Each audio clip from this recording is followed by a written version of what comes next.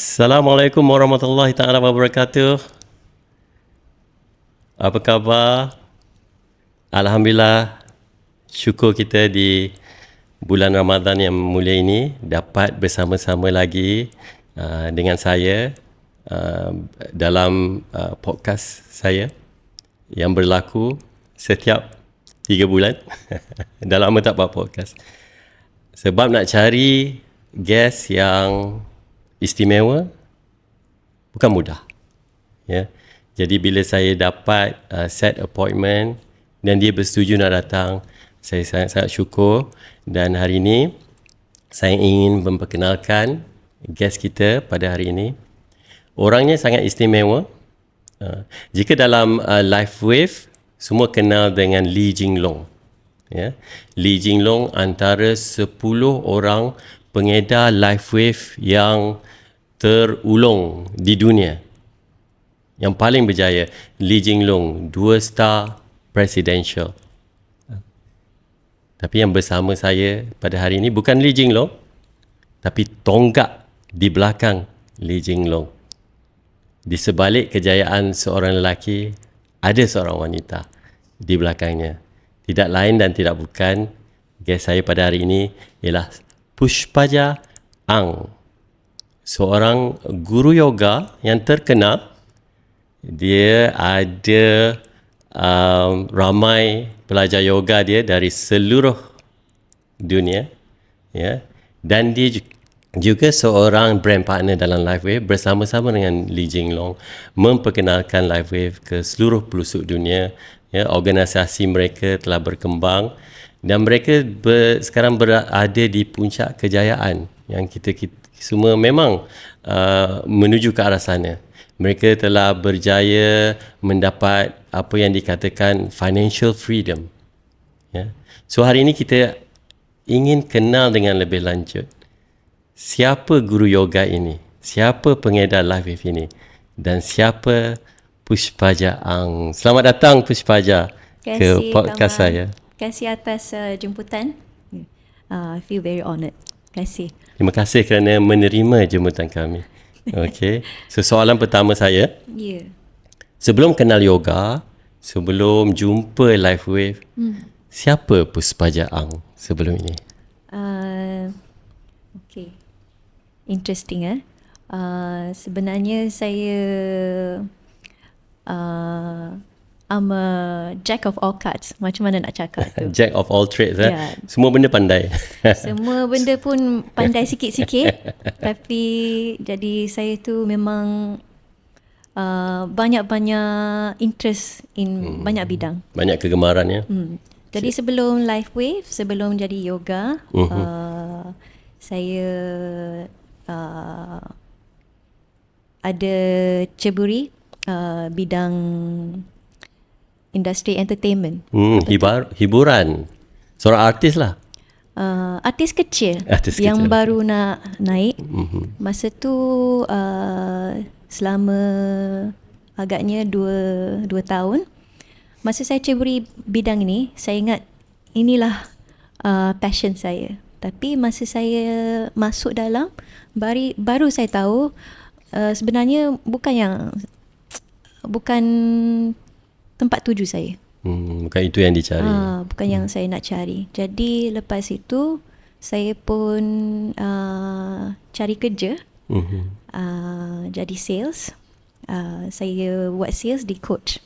Luxury, affordable luxury Coach yang dari USA tu. Selama 1 tahun.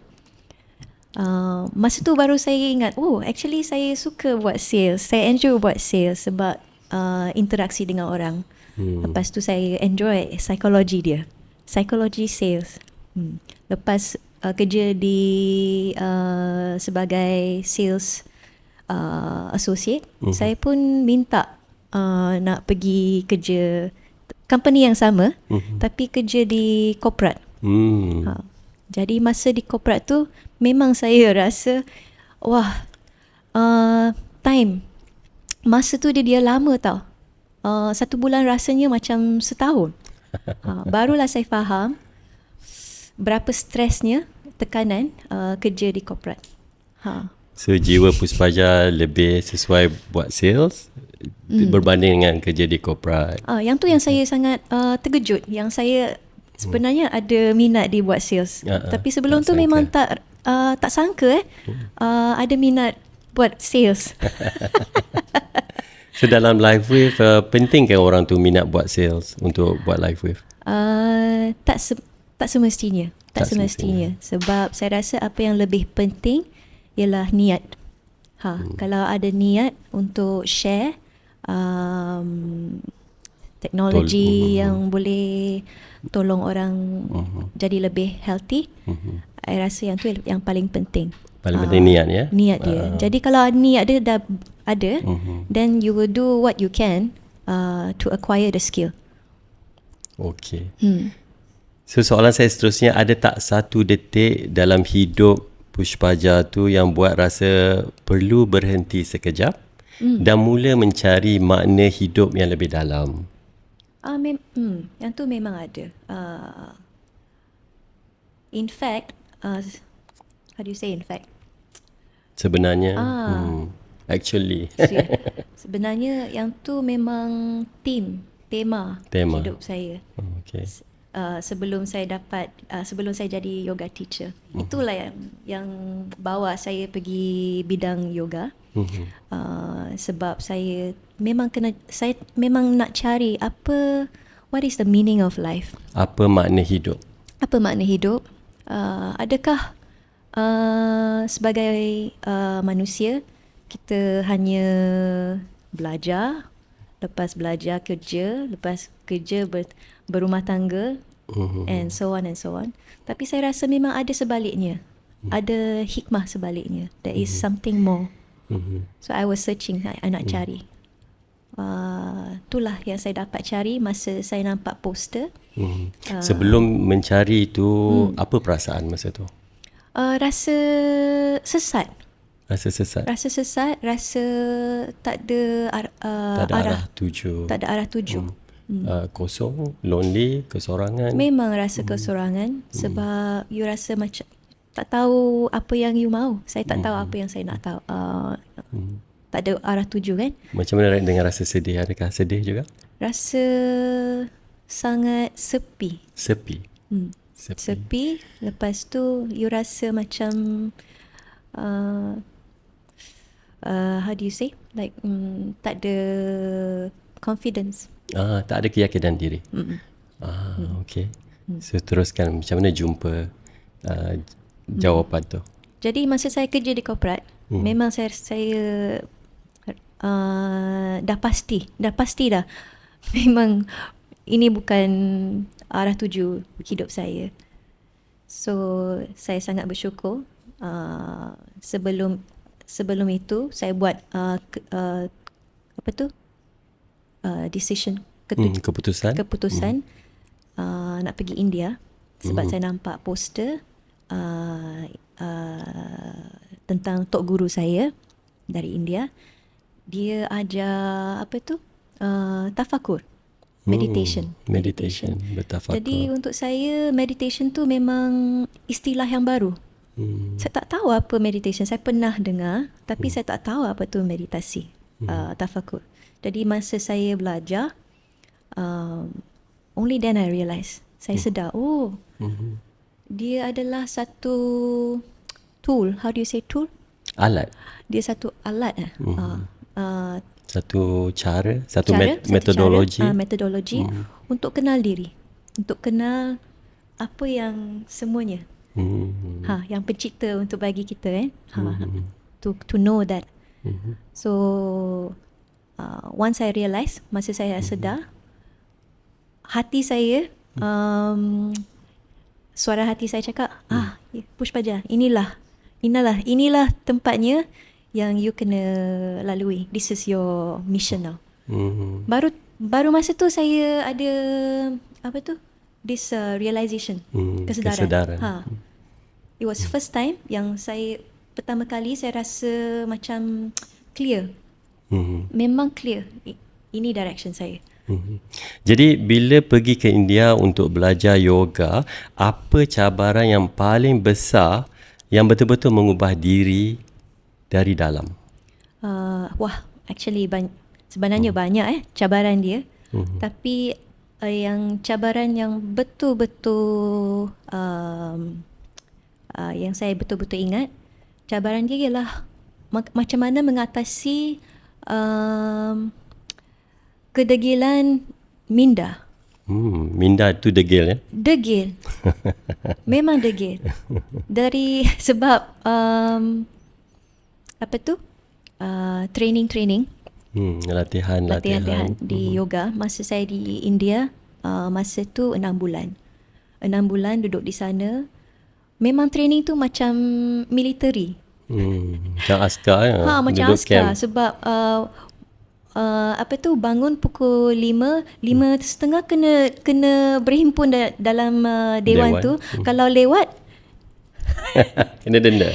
tak kena denda. Tapi I will tell you the joke. Kalau lewat tu sebab orang-orang yang dia yang training untuk kita, orang dia tu Sami macam mana cakap Sami? Zuhud mereka zuhud ya. Mereka zuhud. dah tinggalkan. Maknanya sebelum dia jadi zuhud, sebelum dia orang semua ada career, kebanyakan dia orang doktor, surgeon. So masa kita kalau kita lambat, dia akan tutup pintu, lepas tu dia akan senyum. Senyuman dia tu dia macam seumpama pisau menghiris. Jadi dia akan rasa malu. You takkan lambat lagi. Itu cara dia. Jadi sangat-sangat intense, tapi cukup dengan kasih sayang. So training tu walaupun dia physical, tapi lagi mental. Lagi mental. Mental tu yang paling lemah. It will break first. The mind will break first.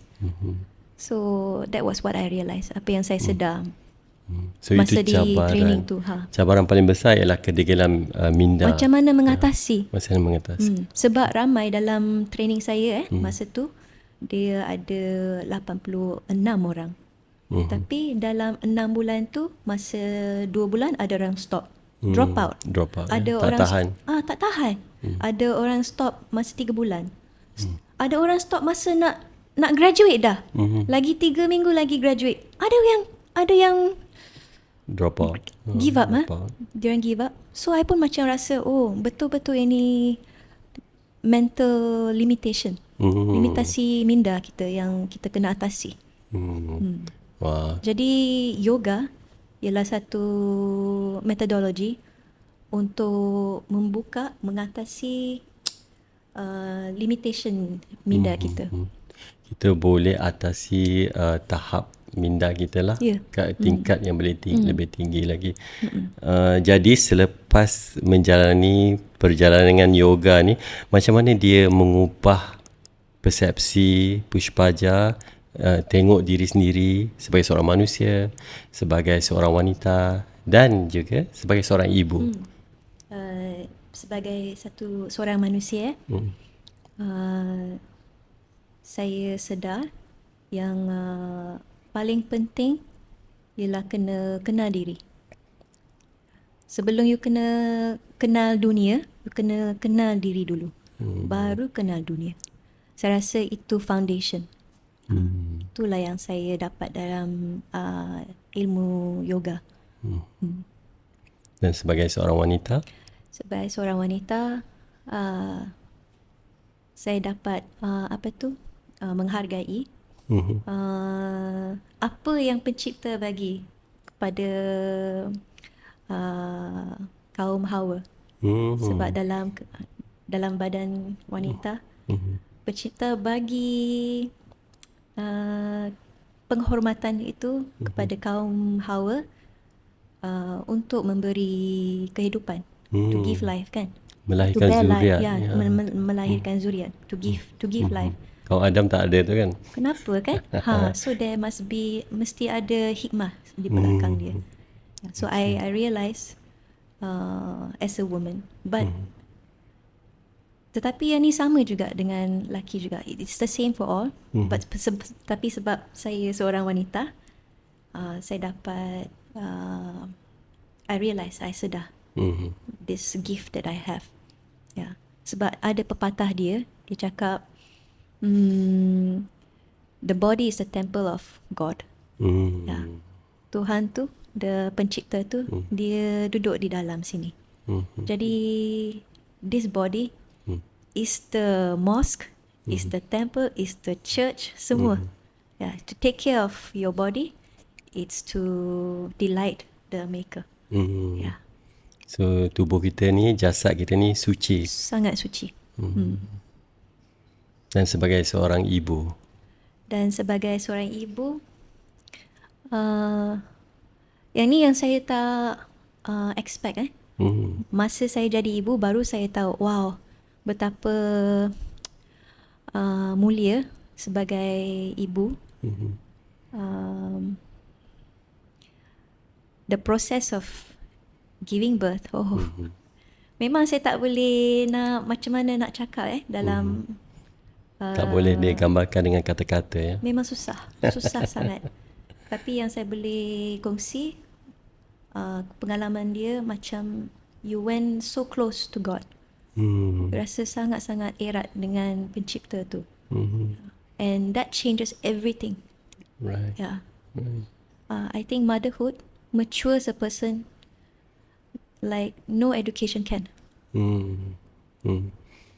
Dia satu transformasi yang sangat-sangat besar, yang amat mendalam. Ya. Jadi kami, kaum Adam, sangat-sangatlah iri hati dengan kaum Iri wanita. hati ya. Jadi kami tak dapat nak rasa. Tok guru saya, dia selalu cakap, sebab like what you said, Kaum Adam, that is the reason why Kaum Adam dia kena buat exploration, dia kena conquer the world, sebab dia juga nak rasa, tapi dia tak ada. Tuhan tak bagi this experience, so you have to do it external. Right. Guna cara lain. Ha. Cara luaran kan. Ya. Jadi pada pandangan Pushpaja, kaitan yoga dengan pemulihan, penyembuhan tu, apa yang sesuatu yang ramai orang tak sedar atau tak tahu atau tak faham dalam proses penyembuhan tu? Kita talk about wellness, kita talk about healing kan. Okay. Dengan yoga ramai orang dia ada persepsi yoga hanya satu metodologi untuk kurus badan ataupun exercise. Yang tu juga betul. Dia sebenarnya dia tak salah pun. Tapi hanya untuk tahap itu, sekadar tahap yang untuk physicality, untuk kurus badan, it's very shallow. Macam mana cakap How would you say? It's very shallow. Dia tidak mendalam kan. Dia tak mendalam. Secara luaran saja. Betul. Okay. Tapi kalau if you say the fullness of the possibility, apa yang yoga boleh beri, dia adalah untuk mengenal diri and take full full mastery over the body, over the mind, over your emotion. Yang tu memang that is what yoga is. Dan kaitan dengan healing. So masa you dah understand this four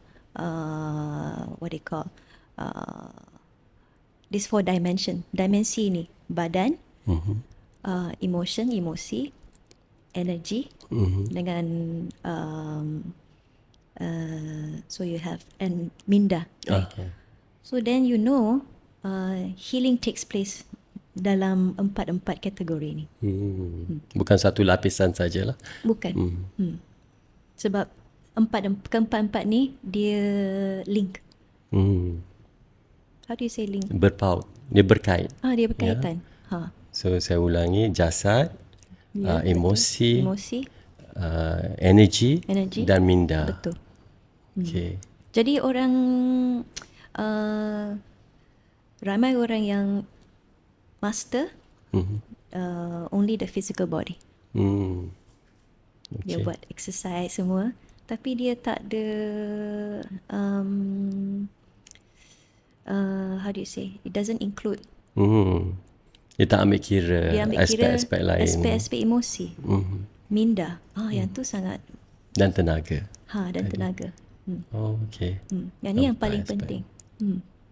Jadi bila dah faham healing dalam yoga dan bila jumpa LifeWave, apa yang terjadi?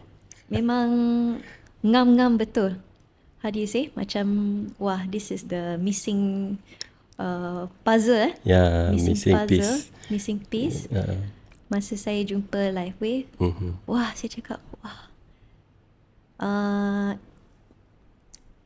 Just imagine kalau tak ada LifeWave, you kena buat banyak-banyak yoga, you kena buat banyak bertafakur, baru dapat balance energy, baru balance emosi. Banyak tenaga, banyak yang kena you buat untuk capai tahap tu. Tapi dengan LifeWave, satu patch saja, energy memang dah macam align. Jadi masa energy align, emosi, minda dia akan come to balance.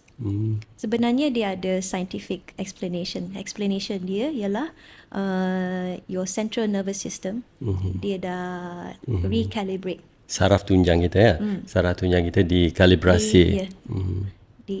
Recalibrate. Lepas tu minda tu dia tidak they are not in fight and flight. Macam mana cakap? Fight, flight itu survivor punya mode survivor kan. mode, nak lari ataupun nak lawan. Betul. Selalu zaman untuk nenek kita zaman dinosaur, dia tak dinosaur. Hidupan liar, mereka zaman batu, hidupan liar, jumpa threat, kita ada lari atau kita lawan. Betul. Kan? So you're not in fight and flight, you are in relaxation mode. Right. So apa yang LifeWave boleh buat dalam jangka masa yang sangat-sangat pendek, it's really incredible. Kalau tak ada patch ini, mungkin agak payah nak capai. Bukan mustahil, memang boleh, tapi a lot of effort. You have to work very hard to get there. So apa yang sebabnya teknologi patch ni boleh buat macam tu? Dia dapat seimbangkan energy center ataupun dalam bahasa kita cakap chakra. Chakra badan kita dia akan kasih seimbangkan. Macam mana dia buat? Ni patch saja. Kan? Sangat ajaib Tapi kalau understand, kalau dah faham scientific tu, takkan rasa ajaib. So sebenarnya dia adalah satu ibarat frekuensi. Frekuensi terjadi dalam badan kita, memang semua asal usulnya electricity. Asal usul electricity. Everything is electric. Badan kita ada elektrik. Jadi dalam sel-sel tu memang ada electricity macam voltage ATP, ada voltage, macam voltage neuron. Jadi dalam minda kita selalu firing. The firing dia memang electricity. Semua electricity. So we are you can say electric being. We are bioelectric. Bioelectric being. Jadi kita memang ada frekuensi. Ada frekuensi, ada wave. And this is actually the biofield of human. Bukan sahaja medan biologi, medan bio. Bukan setakat manusia saja, even animal dengan haiwan dan tumbuhan pun ada. Ada dia ada biofield dia. Jadi kalau orang yang bertafakur, dia dah bertafakur mungkin dah lama, kalau dia sensitif dia tutup mata, lepas tu dia akan feel, dia tahu yang ni jasad ini dia banyak energi, jasad ni dia kurang, dia lemah, dia tahu. Itulah macam mana orang dulu dia pandai buat healing, Orang-orang tua those days we call them the wise people, the wise men and wise women, like that. Tok Bomo. Macam tu. Yeah, they know the healing sebab they can feel the biofield. So coming back to that, itu the frequency is what the body is giving out. And what the patches does is that it gives back the original frequency back to the body. Jadi masa badan tu dia guna patch, dia akan recognize. Macam mana cakap recognize? Dia akan kenal. Dia kenal. Oh, saya tahu frekuensi ni. Frekuensi saya yang original. Jadi dia akan ambil. Dia akan ambil sebab dah ada sumber So dia akan ambil, lepas tu dia buat repair. Dia tahu, oh, actually the body is like macam mana badan tu dia macam, wah, thank you for giving me back the feel. Terima kasih, syukur. Dia tak rasa. Dia tak rasa energi yang saya ada dulu. Itulah patch life wave. So ada jadi tak pada Pushpaja bila mula guna tu? Pertama kali, the first time, masa tu Jinlong yang bagi. Masa kita baru kenal, belum Pak Tor lagi. Dia anak murid kan, jadi dia belajar yoga. Dia belajar yoga tapi bukan anak murid saya. Dia belajar dengan kolik saya, tapi di studio saya. So masa tu dia bagi saya beberapa exercise. Dia tak cakap apa-apa pun. Dia tak ada istilah apa-apa. Dia cakap, okay, Pushpaja, sebab you seorang cikgu yoga, saya rasa dengan saya yakin, dia cakap saya yakin, you dapat rasa energi. Jadi dia bagi saya, dia cakap, okay, you guna yang ni di sini saja untuk 12 jam. Cuba sendiri, lepas tu beritahu saya. Dia cakap begitu. So I pun okay lah. Sebab patch ni nampak macam okay, dia tak ada apa-apa. Lepas tu Jinlong say, jangan bimbang, dia tak ada ubat. Tak ada bahan kimia, tak ada toksin. So saya okay, saya cuba. Masa saya tampal dalam masa 15 minit, saya dapat rasa dari apa tu? Tulang belakang ni. Tulang belakang. Energy rising from dari sacrum atas kepala. Dia begitu, dia ada pattern dia buat macam tu. Naik turun. Wah. Dah lama dah saya tak rasa macam tu. Tapi saya pernah rasa ini dalam meditasi, dalam bila bertafakur boleh bertafakur, rasa. Dengan tok guru saya. Dengan tok guru saya pernah. Tapi saya sangat surprise saya dapat rasa dengan patch yang ni. X39. Lepas tu malam tu saya tidur dengan lena. Betul-betul lena. The next day I kasih telefon Jinlong. Hello Jinlong. Okay. Can you tell me what is this all about? Sebab dia sangat-sangat powerful. Saya cakap, saya nak tahu. Oh, you nak tahu Boleh you datang office saya. Itulah cerita. Dia pancing baik punya. Dia pancing X39. Okay. Tu dia cerita dia. So masa saya pergi office tu, saya rasa tak ada live wave. Malaysia belum ada lagi. Dia pun introduce saya. Masa itu I told myself I hit a gold mine. Sebab saya jumpa lombong emas. Betul-betul jumpa lombong emas. Wow. Saya nampak future. This is the future. Itu cerita. So pengalaman ni ada tak mengubah atau meluaskan kefahaman tentang bagaimana tubuh manusia itu sebenarnya boleh sembuh? Kita nak balik ke tadi, asas penyembuhan tadi. Dengan life wave ke dengan life wave? Dengan life wave ke dengan yoga? Boleh bercampur sekali. Okay, mungkin saya cakap dengan life wave dulu. Tentang life wave. Badan saya sedar badan kita tu sangat how do you say, very forgiving. Dia sangat baik dia selalu memberi kemaafan. Betul. Dia tak ambil pot, dia tak kisah, dia tak marah kita balik. Dia tak marah. Walaupun dah lama kita abuse kita tak sayang menzalami dalam badan kita. Tapi masa kalau you bagi energi yang betul, dia dapat appreciate lepas tu dia akan start buat repair. Dia tak ada, dia memang how do you say just now, very forgiving. So memberi kemaafan. Dia tak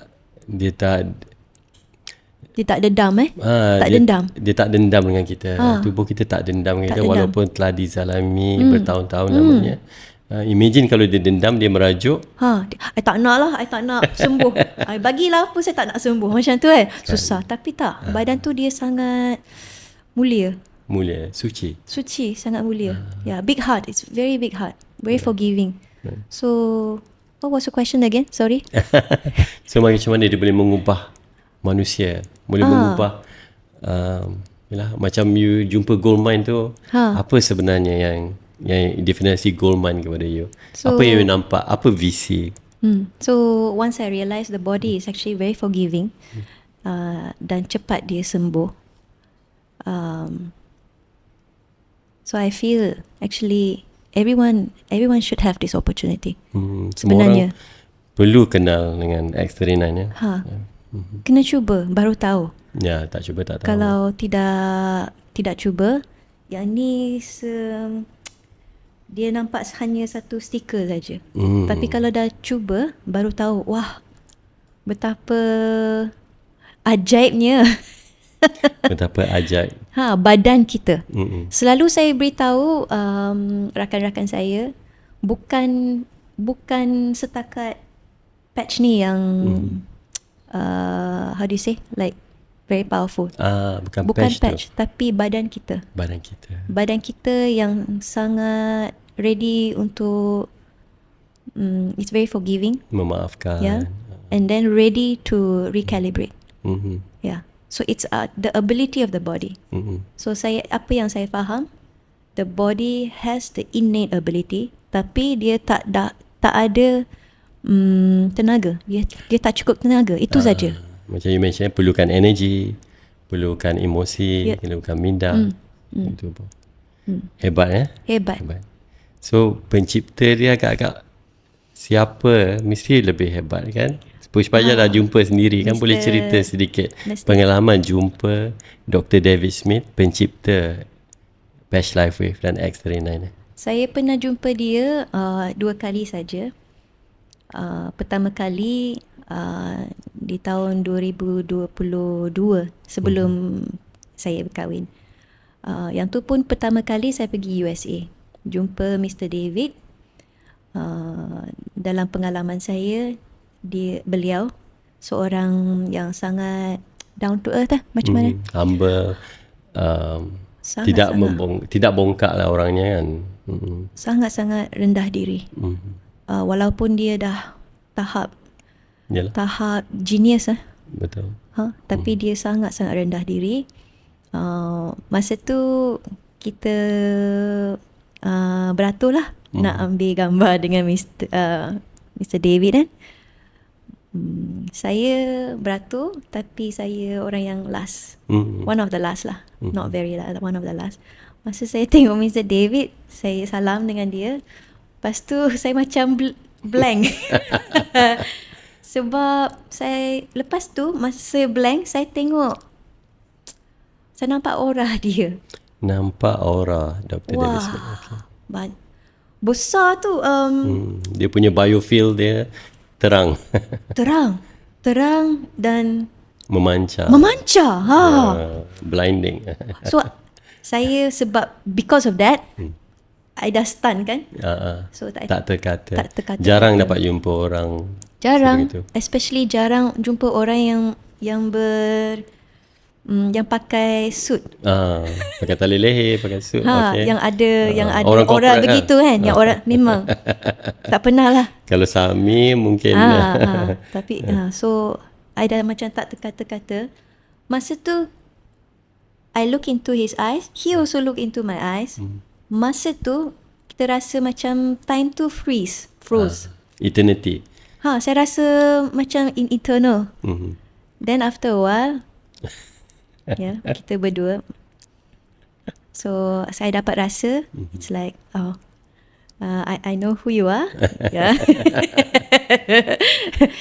Lepas tu kita pun turn to the camera and take picture. Yang tu pertama kali.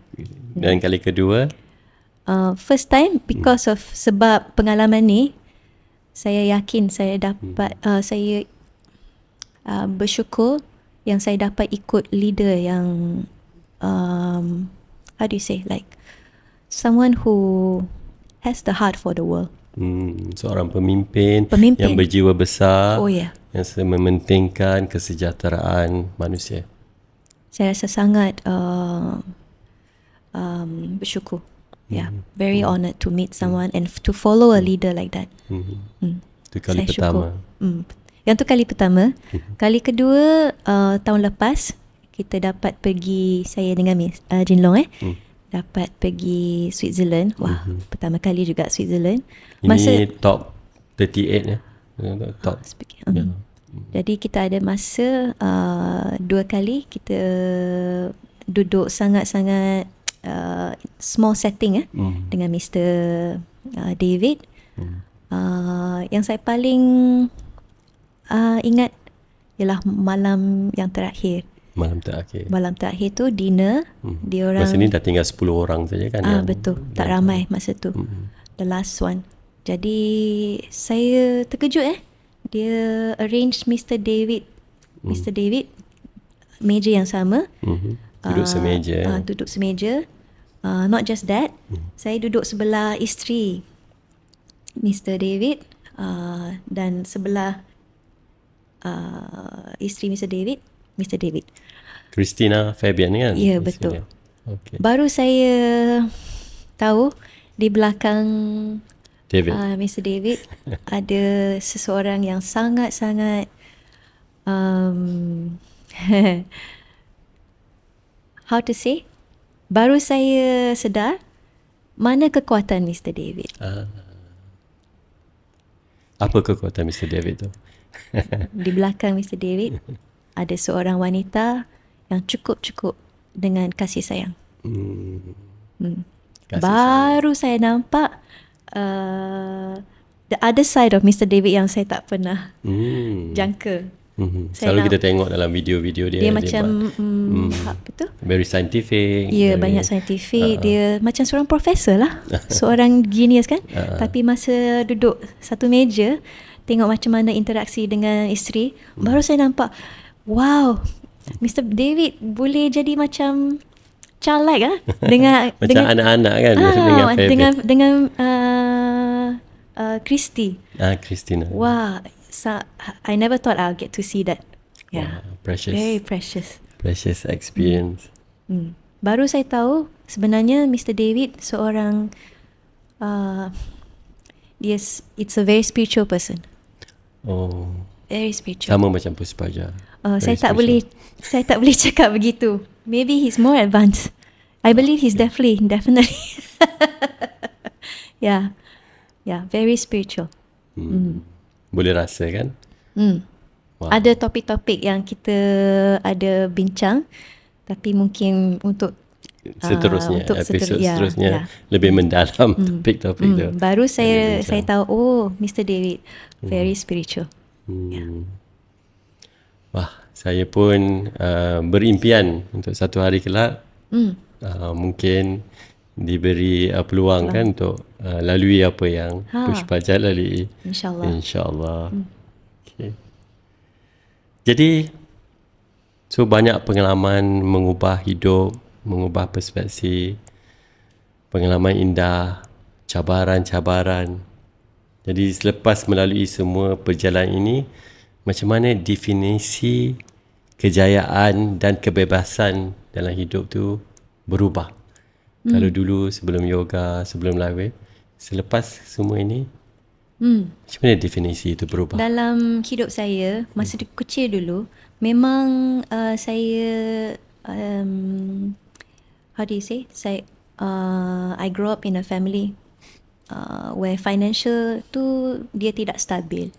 Tak berapa. Ya. Itu memang Dari agak family. common very sangat biasa. Ya, masalah kewangan dalam keluarga. Sangat Dalam biasa. keluarga. So dari kecil lagi, umur 13 saya dah start kerja di pasar malam. Masa tu duit saku tu satu hari RM15. Jual apa kat pasar malam?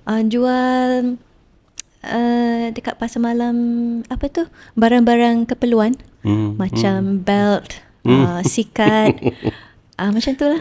Macam kedai runcit lah, tapi Kedai kat pasar runcit. malam. Macam tu. Satu hari RM15. Jadi kalau saya kerja 2 hari ada RM30. So untuk umur 13 tahun. tu banyak. So I dah pandai Cari duit. nak cari duit kan. Sebab saya nampak saya tak nak bebankan family saya. Saya anak sulung. The first child. Jadi dah masa macam holiday saya akan keluar kerja. So because of that I grew up with not much. Sampailah pergi universiti. Masa universiti I belajar sampai separuh je. I pun drop out. Sebab rasa beban kepada ayah. Yalah. Kepada ayah. So I pun kerja. I pun kerja. Itu kerja kat coach kan? Kerja entertainment. Oh, okay. Entertainment dulu. Entertainment. Okay. Sampai ke Istana Budaya arts, kan? Performing arts. Lepas tu kerja dekat coach sebab nak cari duit pergi India. Masa tu fee untuk program cikgu tu $10,000 USD. So, masa tu lebih kurang RM30,000 lah. Betul. 31 macam tu. Berapa lama ambil masa untuk kumpul RM31,000? 9 bulan lah. 9 bulan. Agaknya about that. Yeah. So memang lepas jadi cikgu, masa saya balik PJ buka studio saya ingat lagi masa tu saya hanya ada RM400 dalam poket. Bank. Dalam bank. Lepas balik dari India, RM400. Masa tu saya memang tak tahu macam mana nak survive. Tapi ibarat ada seolah-olah ada tangan yang guiding you. Membimbing. Masa saya ada masalah, saya akan doa. And selalunya doa tu dia akan makbul. Is it the right word? Betul. Makbul. He'll come. And then someone will come and take my class. Jadi I survive macam tu. Percaya pada rezeki lah masa tu kan? Saya memang percaya. For the past, I would say masa saya sebelum jumpa Lifeway saya ajar sampai masa tu dah ada 10 tahun dah. Income saya satu bulan yang saya bagi saya sendiri RM2,500. RM2,500 sebulan. So memang masa tu kalau saya nak dapat kad kredit tak dapat. Cannot approve. Pertama kali saya dapat kad kredit ialah masa saya tubuh business apa tu business account. Baru saya dapat kad kredit. Yang tu pun after on the 9th year 9 tahun baru saya dapat. Sebab income tu tak stabil, macam tu. So memang susah. Saya lalui fasa-fasa yang tu. So I understand. So I understand what money is because I didn't have much. So now comes to Lifeway. Saya sangat terkejut the first month ke? Sorry. Second month. Bulan kedua buat Bulan Lifeway. kedua buat Lifeway. Yang tu pun tak ada niat nak buat bisnes. Saya hanya nak kongsi dengan student-student saya. Tapi saya dapat $10,000. Wow. 10 ke? 4,000 US to how much? 4,000 US masa tu. Masa tu about close to 20k. Saya terkejut. Wah, duit ni berapa tahun baru saya dapat lah. Tapi saya dapat dalam masa sebulan. Dulu 9 bulan. 2 bulan. So yang tu yang saya terkejut. Ada ya peluang sebegini. And that's where I realise, saya kena ambil peluang ni. I deserve it. And I want it. Because it can better my life. And also misi-misi yang saya dalam hidup ini, saya dapat it's very close, it's closer. I can use this money to get where I want to go in my life. Kebebasan lah. Jadi kebebasan untuk saya ialah diberi saya satu kebebasan untuk capai matlamat saya sendiri. Dan matlamat saya sendiri ialah untuk contribute knowledge to our community, Malaysian to learn how to be healthy without spending too much. And tanpa dadah, tanpa medication, tanpa ubat-ubatan, secara terapi cahaya semula jadi.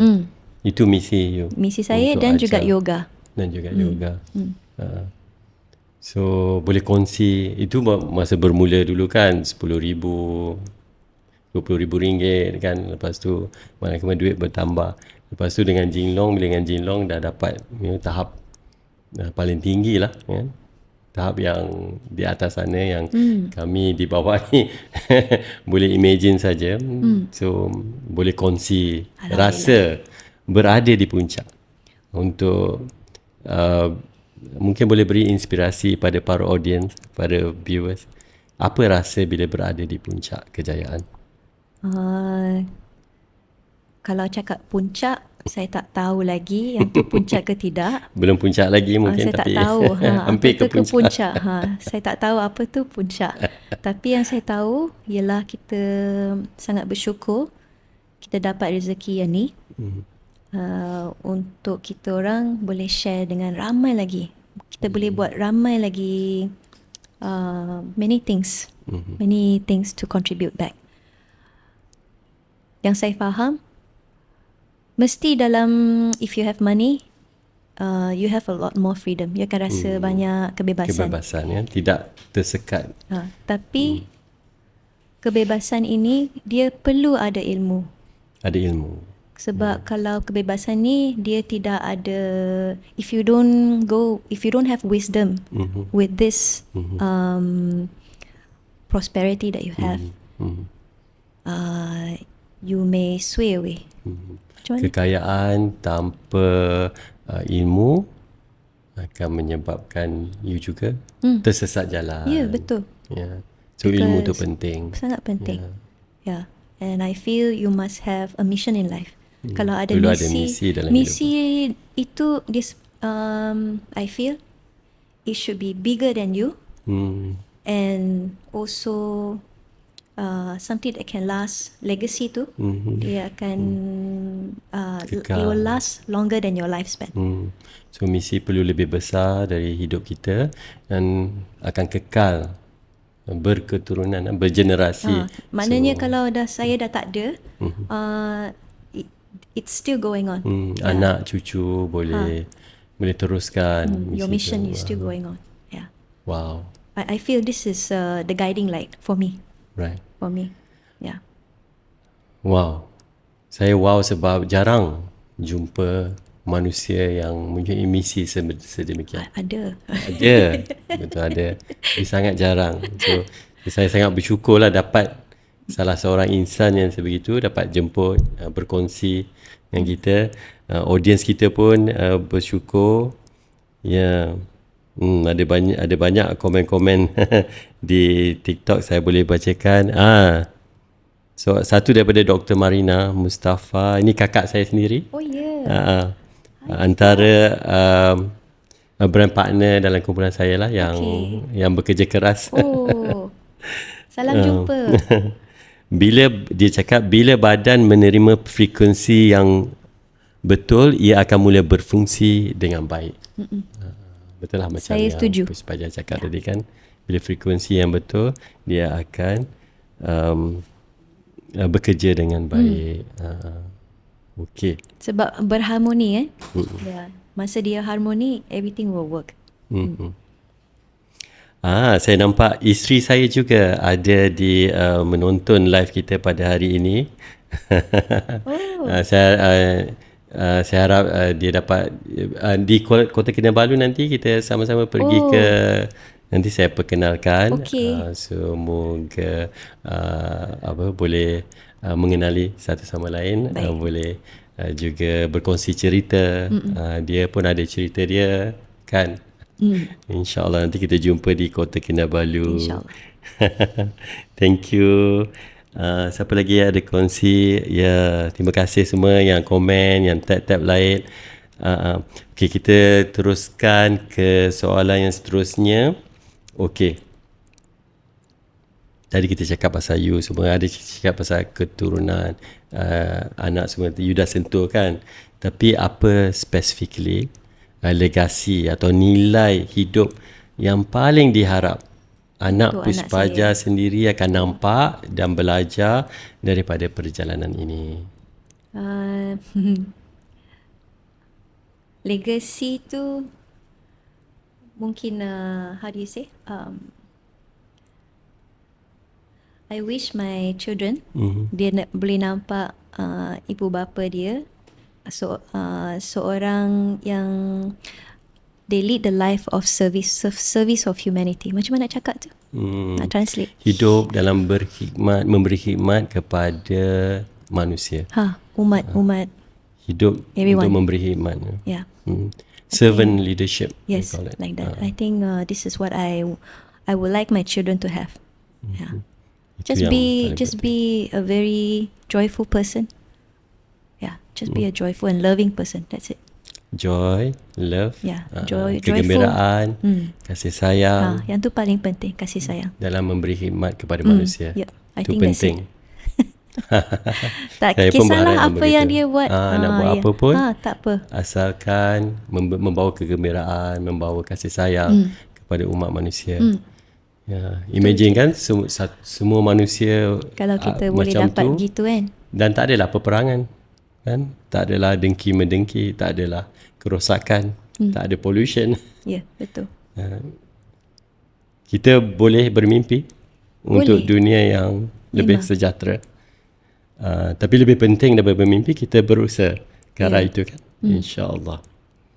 Okay. So kalau melihat semua perjalanan hidup, bahagian diri yang mana terpaksa dilepaskan, what did you have to sacrifice supaya diri Puspaja yang baru ini boleh muncul? False narrative. False narrative, ya. Naratif yang tidak betul, naratif yang macam tidak benar, palsu, naratif palsu. Maknanya dalam setiap keluarga or you can say upbringing. Dalam upbringing tu memang ada idea-idea, dogma-dogma kan. So kepercayaan yang tak semestinya betul.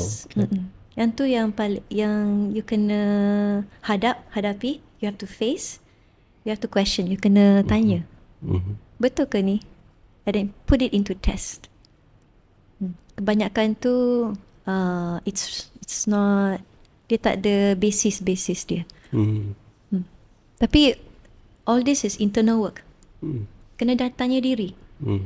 Itulah yang saya cakap tadi, kena kenal diri. You have to ask about the false narrative that you most of the time kita cakap dengan sendiri. Datang dari minda yang degil tadi kan. Misalnya I don't deserve disayangi. You have to see where saya this ni is tak come layak. from. Saya tak layak orang sayang saya. Saya tak layak nak diberi puji ataupun saya tak layak terima kesokongan. Saya tak layak. So kita kena tanya, ada tak? Ada lah. Naratif palsu. Dari mana saya dapat naratif yang ni? So you kena tanya. Then you have to dissolve. You kena let go.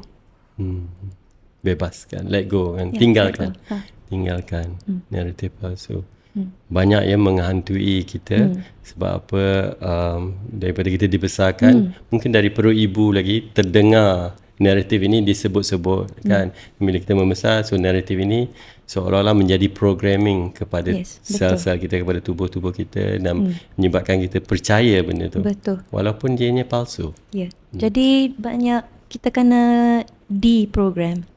Deprogram Ha, Kena bukan program reprogram. balik. Bukan reprogram, deprogram. Ya. Sebab reprogram means you Ubah sikit-sikit saja kan. you ubah dengan falsafah yang baru, tapi it's another narrative. Right. You want to let go. Right. So De- completely deprogram, bukan reprogram. Kena tukar operating system. Every programming is format not good. balik kan. Kena format balik. Reformat. Ya, betul. So kita Set kena back. let go. Yeah, So like that. okay, faham. Mana let go of the old self ya. All the false narrative. False narrative. Narrative palsu. So soalan terakhir, kita dah hampir penghujung. Yang banyak lagi sebenarnya perlu dibicarakan, tapi masa mencemburui kita dah hampir sejam. Soalan yang terakhir, kalau ada masa lagi kita boleh tanya lagi, tapi antara yang terakhir, jika ada orang yang sedang mendengar podcast ini dan mereka rasa letih, hilang arah, putus harapan, apakah satu pesanan dari hati Pushpaja yang ingin disampaikan kepada mereka? Silakan. Saya rasa bila seseorang dia mengalami emosi begitu, dia sebenarnya satu feedback. Feedback badan, feedback, how do you say your soul lah? Macam mana cakap? So, roh. Okay. Dia satu feedback from your soul to tell your body something is not right. You bila are rasa going berat. against you're going against your heart's desire. Kita melawan arus. Sebab tu rasa penat. Betul. Sebab tu rasa down. Sebab arus tu dia sebenarnya begitu, tapi you're swimming upward. Patutlah rasa letih, patutlah rasa macam Stuck. tak semangat, Tak stuck, semangat. and then you feel depressed. So jangan lawan arus lah kan. Jadi you kena tahu kenapa saya lawan arus. Okay. Ya. So Kenapa? pesanannya- Why you stay in where you stuck? Yang tu sangat bagi ramai orang dia sangat it's a scary question. Sebab you have to face you punya fear. You have to face your fear to answer that. You have to be absolutely truthful. Yeah. So when someone dia rasa ada emosi ni, maybe it's time to ask, what is it that you're stuck? Why do you stay in a place where you feel this way? Yeah, what makes you stay? When your heart is telling you, I rasa I tak sedap diri, I rasa tak bermotivasi. Yeah, but why you're still staying here? Yeah, there must be a reason, and find a reason. So itu semua feedback ya. Itu semua feedback untuk membimbing kita sebenarnya.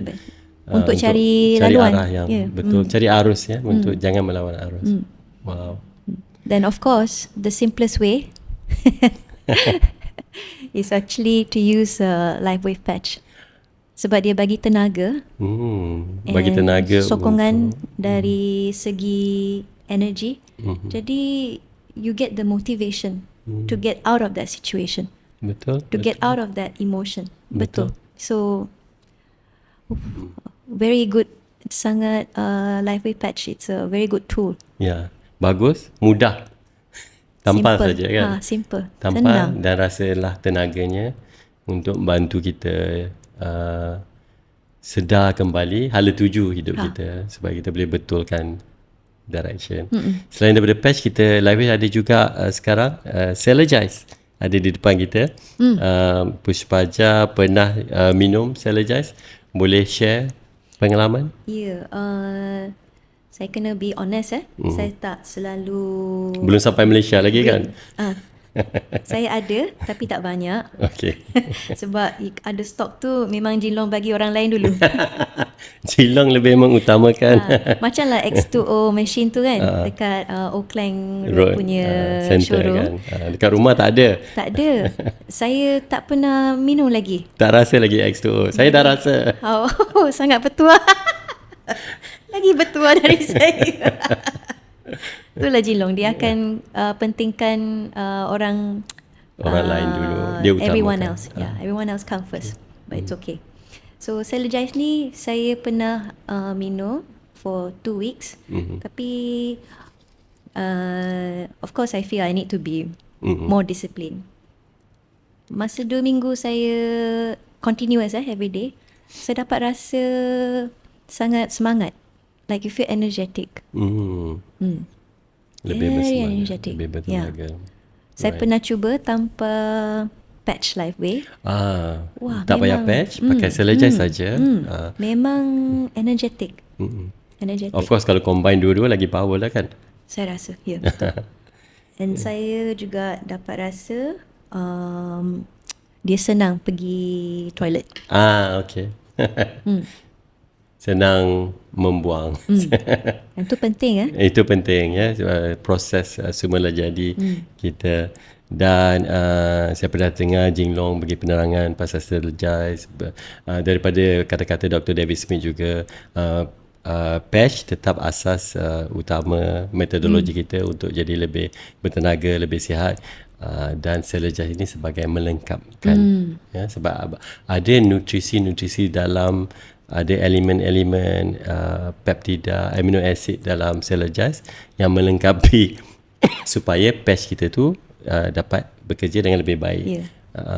Kalau sebelum ni kadang-kadang orang pakai patch kata tak rasa apa pun. Rupanya sebab nutrisi yang diperlukan dalam badan dia untuk proses copper-peptide tu kurang sebenarnya. Sebab tu kita sebab tu Dr. David Smith hasilkan Celergize untuk kita. Dan kita bersyukur sebab bulan Ogos nanti akan sampai ke Malaysia. InsyaAllah. Alhamdulillah. So lebih senang lah, tak stop. Selalu ada banyak lah. So kalau nak pakai, bila cukup disiplin, bangun pagi boleh terus bancuh dan tampal. Sebab untuk saya lebih kepada patch sebab dia senang sangat. Patch convenient kan? Very convenient. Senang saja. Not even dalam masa 30 saat boleh complete semua patch. Yes, 30 saat settle. Settle semua. You tengah buat you memang amalkan CRP setiap hari kan? Saya amalkan CRP setiap hari. 6 patch pagi, betul. 4 patch 4 malam. 3 patch malam. 6 pagi, 3 malam. Yang termasuk energy answer semua tu. Setiap hari. Memang saya dapat rasa masa saya buat lepas postpartum postpartum, wah, energy enhancer Ion dengan X39 memang bagi tenaga yang cukup-cukup. Right. Really amazing. Sebab masa tu memang tak cukup tidur. Setiap 3 jam kena bangun menyusu. Wah, memang masa tu memang Aeon dengan energy enhancer memang best. Okey, saya ada baca orang kata Lifeway pun ada keluarkan statement tak sesuai untuk ibu mengandung dan menyusu. Pendapat Jadam masa mengandung ada pakai patch? Ada. Okey, saya akan share kenapa dia cakap dia tak sesuai. Dia bagi statement. Statement. Disebabkan clinical study tu dia tidak buat untuk ibu mengandung atau menyusu. Jadi sebab dia tidak buat clinical study kepada ibu mengandung, dia tak boleh buat statement that it is safe. Memang make sense sebab siapa yang sudi pergi jadi case study kalau in case apa-apa. It's a risk for the company. Dia orang tak dapat buat risiko ni, tak boleh tanggung risiko ni. So dia tak buat clinical study.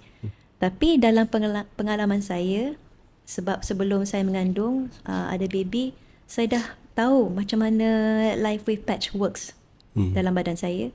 So saya yakin. That's why I continue. Dan tak ada kesan-kesan sampingan, tak ada untuk baby ke? Tak ada. Masa saya hamil, using patch, ada sesetengah patch memang tidak sesuai. Yang badan saya memang dia cakap tidak mahu. Okay. Satunya glutathione. Kalau saya guna, lebih muak. Lebih macam nak the morning sickness lebih. Saya tak tahu kenapa lah. Mungkin that time the body say I don't need this extra. Tak payah glutathione. Lepas tu satu lagi SP6 saya tak guna. Sebab SP6 tu hormonal. Dalam masa what they call kehamilan tu, that period, it's not needed. It's not needed. Just let the body do its own thing. SP6 tu dia pun akan how do you say macam trigger Reaction lah. dia akan trigger labor. Oh, induce kan? Induce labor. So Wow, dia power. SP6. So dia tak Jangan pakai lah. jangan pakai. Kalau belum due jangan pakai. Tapi kalau dah due date, Boleh. why not lah? Mungkin boleh, but I did not lah. Wow. Yang saya cari dalam my experience tu, energy enhancer, Carnosine, sangat-sangat sesuai untuk ibu mengandung. You akan tak rasa morning sickness. Ini yang sedang Saya dah try lah dengan ibu-ibu lain. Memang berkesan. Oh, okay. Itu tips ya untuk ibu-ibu yang mengandung nak kurangkan morning sickness, pakai Carnosine dan Energy enhancer. Wow. Ya. Susah nak dapat tips tu. Lepas tu kalau ibu-ibu tu dia baru lagi baru patch, maknanya sebelum hamil dia tak pernah patch LifeWave, saya tidak sarankan dia start with X39. Saya sarankan start with just energy enhancer, Carnosine atau Ion, itu saja. Sebabnya ada there's a reason. They may have healing response. Jadi kita tak boleh ambil mudah. How do you say? We cannot take responsibility. Kita tak boleh bertanggungjawab kalau ada apa-apa kan. So to be safe, kalau sebelum hamil tak pernah, then stick with Ion, energy enhancer atau Carnosine. Yang tiga ni dia tidak very safe. Dia tidak sekuat glutathione contohnya, atau SP6. Alhamdulillah, syukur. Terima kasih Puspa Jab meluangkan masa bersama kami. Saya pun rasa audiens kita pun bersyukurlah. Ada satu soalan, patch di mana EE dan Carnosine tu untuk ibu mengandung? Kat mana nak patch? EE buat masa sekarang saya tengah patch EE. So EE boleh di patch tempat sini, tiga jari. Atas pergelangan tangan. Atas sini. So dua kat situ EE. Ini EE, senang Lepas tu Carnosine boleh patch dekat perut ataupun belakang tengkuk. Carnosine tu. Okey. Alhamdulillah. So sudah genap sejam berakhir podcast kita pada hari ini. Cepat saja kan? Banyak lagi sebenarnya kalau boleh dibualkan, tapi masa menjemburi kita. So dengan itu, terima kasih semua para audience yang tap-tap screen, yang share live kita. Harap semua pun dapat ilmu yang bermanfaat, dapat rasa semangat daripada orang yang dah berjaya, dapat rasa inspirasi dari perkongsian dia. Yalah, insya-Allah kita ada misi besar untuk membantu bukan kita saja, bukan keluarga kita saja, seluruh dunia sebenarnya. Misi kita untuk bantu seluruh dunia. Kita kena beri khidmat supaya lebih ramai orang dapat tahu mengenai patch ni, dan insya-Allah lebih ramai orang dapat lebih sihat. Kalau nak tengok kat Malaysia tu, dia punya statistik sangat membimbangkan kan. So patch ni memberi harapan lah, memberi sinar kepada kita. So setakat itu saja daripada kami pada hari ini. So sehingga berjumpa lagi di masa hadapan. Wabillahi taufiq wal hidayah. Wassalamualaikum warahmatullahi taala wabarakatuh. Kita jumpa lagi di masa hadapan. Terima kasih Puspa. Terima kasih Kamal. Thank you.